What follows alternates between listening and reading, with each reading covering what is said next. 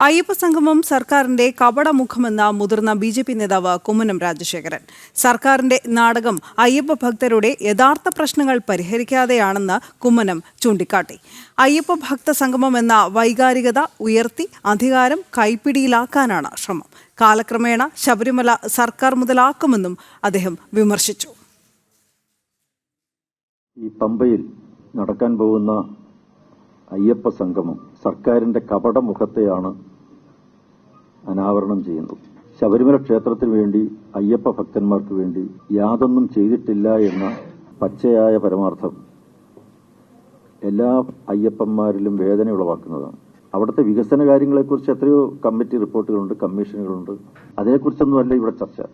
ഇവിടെ അയ്യപ്പ സംഗമം എന്ന് പറയുന്ന വൈകാരികമായ ഒരു വിഷയത്തെ ഉയർത്തിപ്പിടിച്ച് വോട്ട് തട്ടിപ്പ് നടത്തി അടുത്ത തെരഞ്ഞെടുപ്പിൽ എങ്ങനെയും അധികാരത്തിലേക്ക് വരണം എന്ന ദുഷ്ടലാക്കാണ് ഇതിന്റെ പിന്നിലുള്ളത്. വളരെ വ്യക്തമാണ്.